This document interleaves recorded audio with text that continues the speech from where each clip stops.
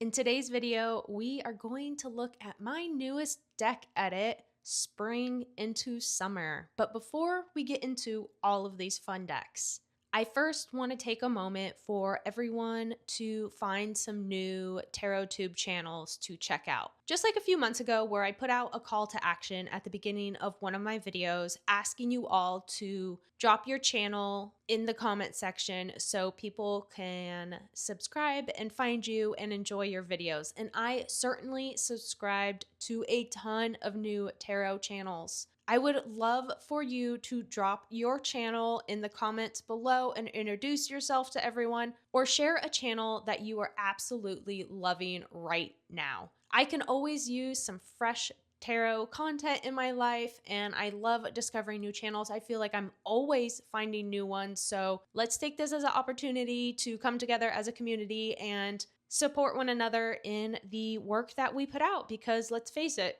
videos are a lot of work, but it's also amazing to share this type of content with you and to be able to connect and talk over something that we all love so dearly.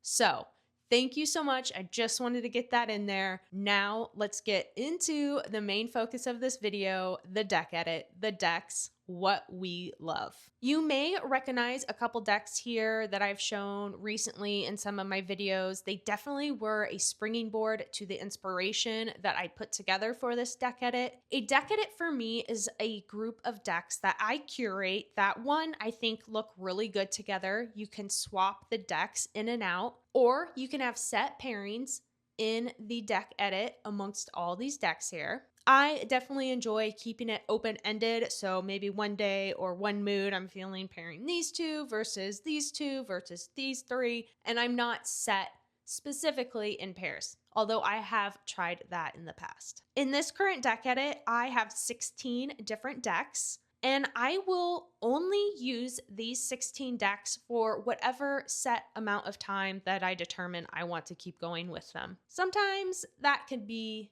2 months, 3 months, 4 months, or maybe only a couple weeks if I'm just really not feeling it. For the most part, I think I average somewhere between 2 to 4 months with my deck edit that I put together. It loosely follows the seasons. It's more so like a mood thing, a vibe thing. So of course, as we're getting into the more warmer and sunny weather, you can definitely see this explosion of color that I have pulled into this group of decks. I'm calling this one Spring into Summer since we are still technically in spring, but I will definitely use this through the summer. And it's really moving me through that cool, crisp air with the black and white monochromatic decks, and then moving into this burst of color for all of those sunny, bright days. It really reminds me of those like cool mornings on a hot summer day when the morning is just super crisp, but not in a fall way, in that,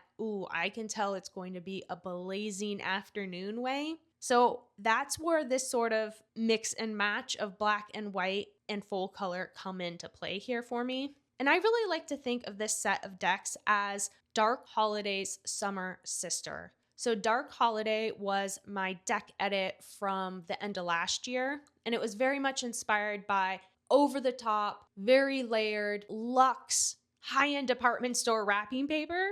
So it had a lot of rich tones, jewel tones, a lot of collage elements, and very dark backgrounds. So I've almost flipped the script here and went bright with the black and white, bright with the colors in a more illustration way. I'm really letting the style of the illustrations embrace this time of the year. Clean lines, but with some texture, with some grit. Let's see how they look together. Let's check out how I'm going to pair these in a spread. So let's just get right into it. This first spread is definitely one of the bases, one of those foundation spreads to this deck pairing. This group right here really sparked the deck edit itself and really allowed me to build around these cards here. What I really love is that we're bringing in 3 different styles of illustration, but they go together because we are working them into this larger spread. Their overall color palettes do fairly well mixing and matching and still looking cohesive. The white borders on the 3 decks really anchor in the design and the visuals to not feel overly busy, even though we are using 4 different decks here. We have the Sacred Symbols Oracle, the Animal Apothecary Oracle, the Windrose Tarot, and the Gratitude cards. So how I would go about this spread, and for all of these spreads and decks that we're going to look at and talk about, I use these for all purposes. All of my readings start in a very free flow narrative style, so I don't necessarily always have dedicated decks for dedicated themes or reasons. How I would approach this spread here, I start at the top center and allow this card to be my starting point of the message. I would then move down to the bottom center here and place a Animal Apothecary card to further enhance and build upon the Sacred Symbols first card at the top here.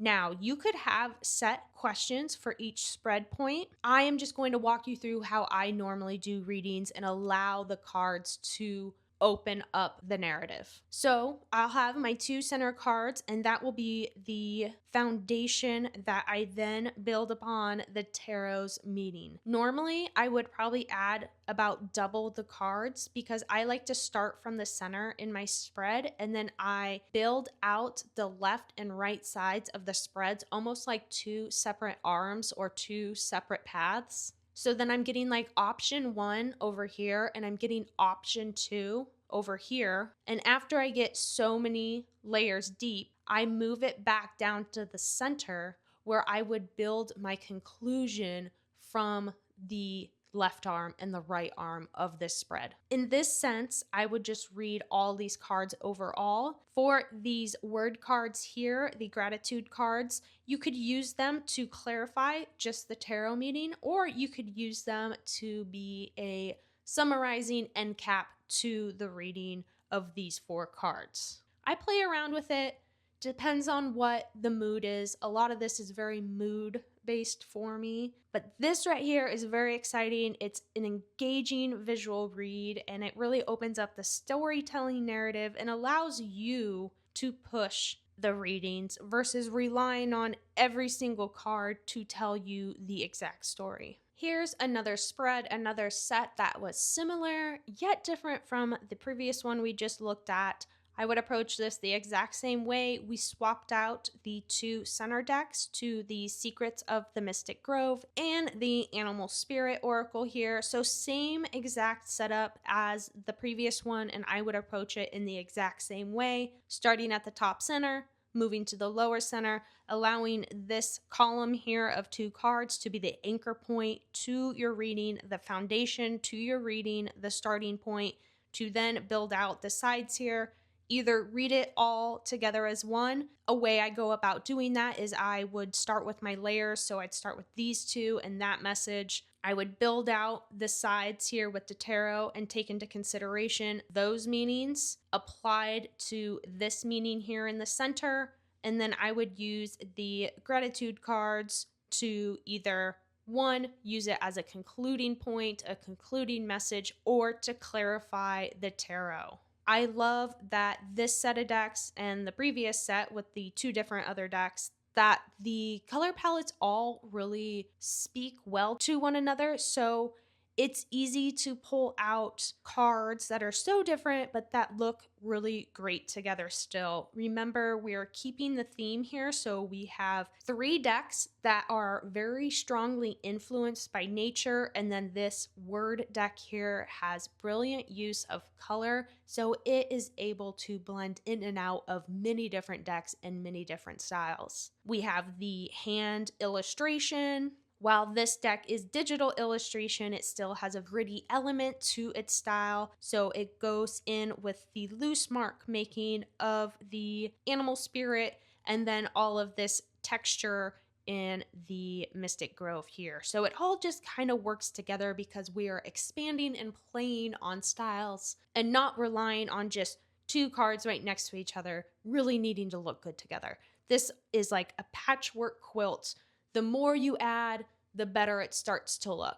My absolutely favorite judgment card here in the Wild Eden Tarot, paired with the Sacred Symbols Oracle. Once again, you will see that reoccurring, and also the Inquire Within reflection cards. The bold color palette and the simplified color palette of the Wild Eden allows it to feel so direct. And then bringing in the sacred symbols, which just has one color background and a bold illustration, allows this balance of the eye, bringing in the whites of the inquire within and having these words pull along the message of the tarot. So for this spread here in this format, how I would go about it, I would almost go in a triangle shape where top center starting point is a very common and comfortable thing for me. So I would go about it in the same way as my previous ones, where I'm starting top center and I'm bringing in this tarot as my next point, my next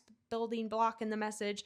I'm moving up into the top corners here to add on to that message and allowing these statements, these phrases in this one to finish that message, to put a cap on it, to put a bow on it, and then be done. You could also go about this in columns. We could work here, then we could work here, and then we can work here. So every card almost has its own clarifier. That would totally work as well. You could read them in rows, starting with we have our center point, our base message, and what do we need to look for with the boundaries in these two tarots.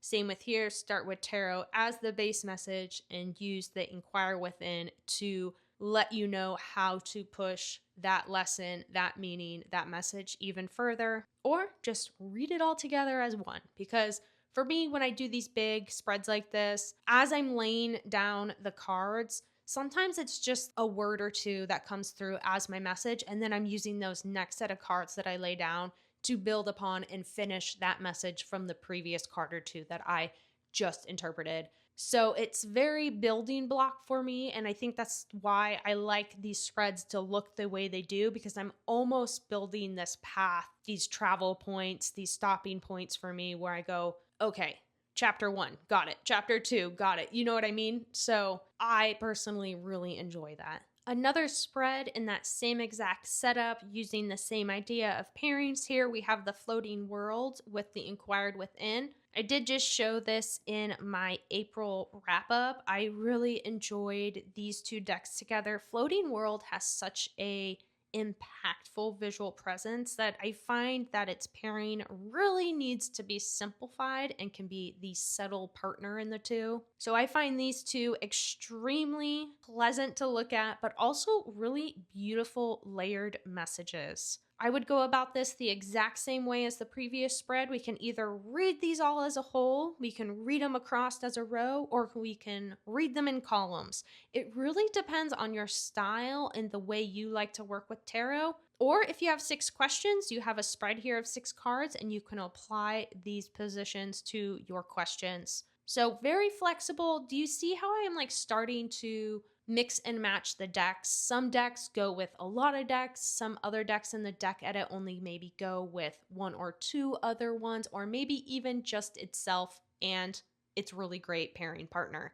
But I like to bring in that balance of flexibility between the decks that overall as a family, they look really cool together. They speak really well amongst one another when in spreads, when in pairings, but also that they work on their own and they work in a family, and that I do have the opportunity of swapping in and out. Yeah, it's just this mixing and matching, and that's just an approach I really enjoy and love. How about this monochromatic beauty? This subtle yet powerful set of 3 decks in this same spread as the previous 2 really packs a punch. The minimalism of the Nomad Tarot's pips are so earthy, so grounded, and feel so raw. Paired with the Hollow Valley deck of symbols, works beautifully for that symbolism, for that actual tangible object starting point. I love the cards in this deck. Pulling in the Inquire Within again, love this for just that added on bonus message or for a clarifier or to expand upon anything in this.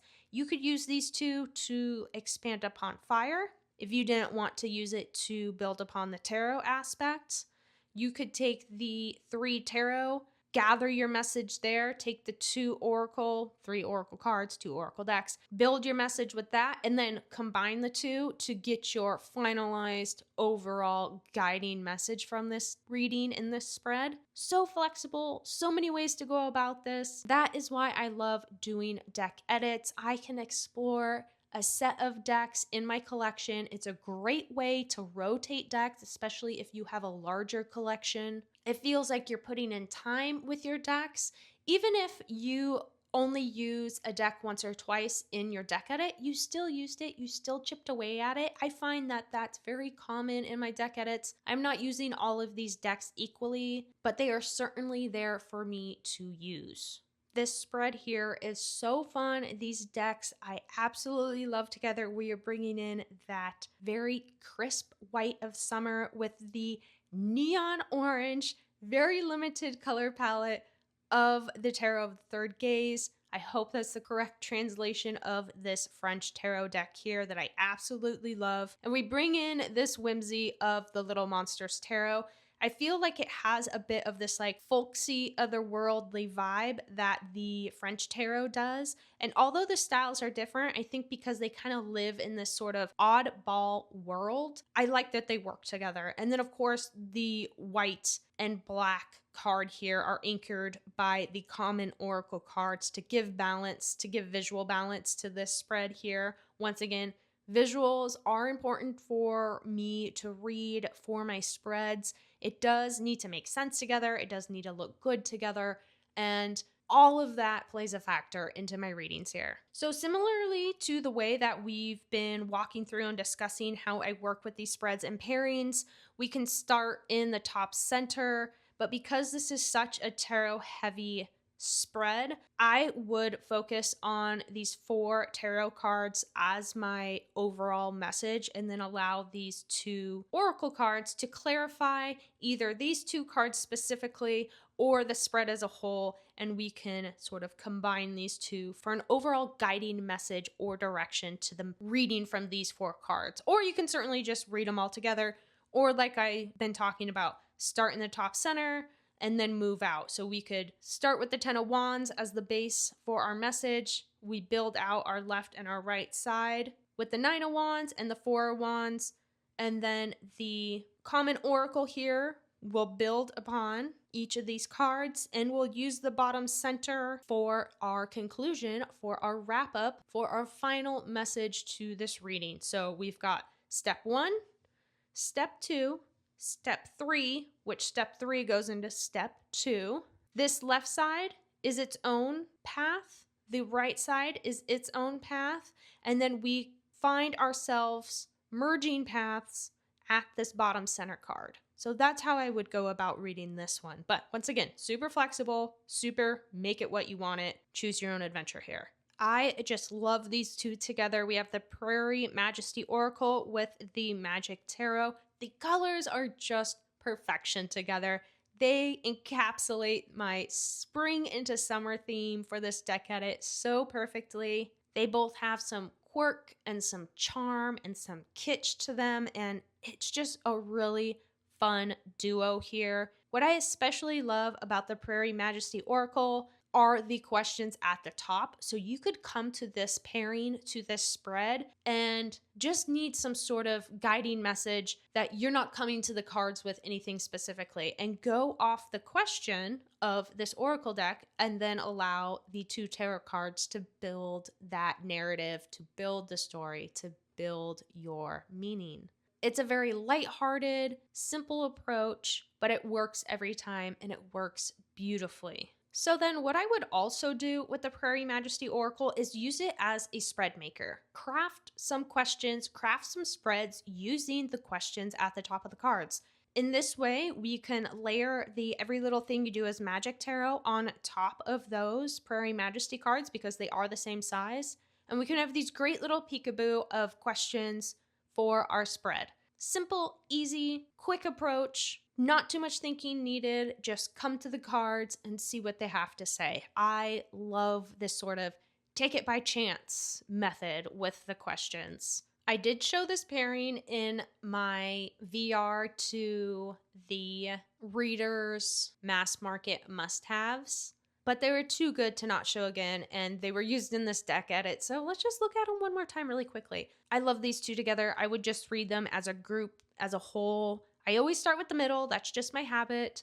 And then I would lay down the tarot on each side here. I love the way that the collage elements of the little magic have that extra detail in the way some things are shaded or showing some texture. So it adds that little bit of grit, which the Animal Apothecary definitely has a more looser, grittier line style than these ones. But because it kind of has a little bit of this and a little bit of that they go together really well. There's a great use of layers and symbols in the Animal Apothecary, which plays really nicely into the collage elements of the tarot. The Animal Apothecary almost collages with illustrations, the way the compositions and the symbols or elements used are placed on top of one another, and then the really bold use of colors for the backgrounds and shapes along with all of those illustrations. So it has a very collage-y effect, which I think goes perfectly into these two. And it's just like a very joyful duo. It's like having a popsicle from the ice cream truck on that hot summer day. So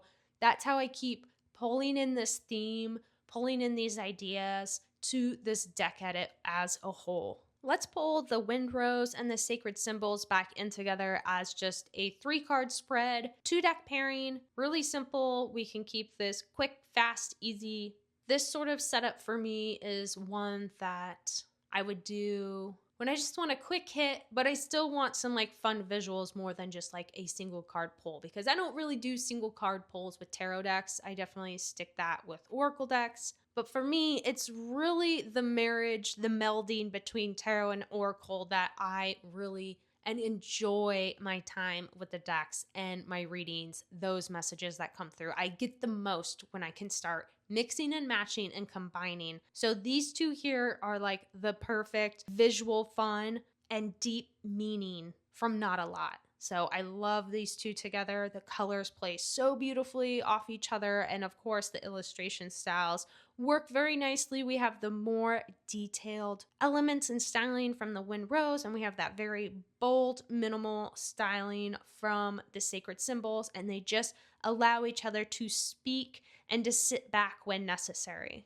These two together are definitely like my favorite perfect pairings for the two. I absolutely love the Sacred Symbols with the Tarot of the Third Gaze. It's like my favorite pairing for this tarot. It's so good. The colors usually work out fairly well because this is a rather limited color palette, and these tones and colors are in the Oracle deck as well. So the colors that don't necessarily show up in the tarot still do a good job of mixing and matching and looking good and cool and reading well, all those things. But this was another duo that I just thought was worth sharing because I love it so much. And it's just to prove too how versatile so many decks can be if you just experiment with mixing and matching with pairings. Does it go together? Ask yourself, do the themes make sense? Do the illustration styles make sense? Do the colors make sense? Is it too busy? Is it not busy enough? How are they speaking to each other? How does the directionality of any figures play into this? You can just ask yourself these questions while you're building pairings or building a deck edit and see what you are gravitating to, what you're drawn towards, and how you can keep building this story of decks through their visuals, meeting a theme. I just find it so fun. It's like making mood boards, curating images. You're building this world, and I love that about my decks. Well, that's what I have for you for my spring into summer, springing into summer. Either works, spring into summer, springing into summer. I'm workshopping here. So, anyways, I hope you enjoyed looking at these decks together, hearing about the ways that I pair these decks as one in this deck edit. Once again, I'll use these 16 decks for the next few months, and that's all I will use when I go to grab a deck out of my collection here. It's a great way to rotate through decks and to feel like you're getting used with old and new decks. Because I know the excitement when a deck comes in fresh out of the box and you want to use it.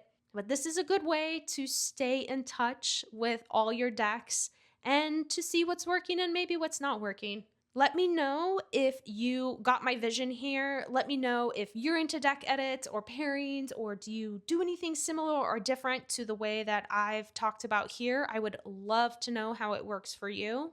And don't forget, if you have a YouTube channel, go ahead and let us know down below in the comments. I am definitely looking for new channels to subscribe to, or if you have any of your favorite channels that you want to share, definitely drop them in the comments. This gives everyone a great chance to discover new content to enjoy. So until next time, I will catch you then. Bye.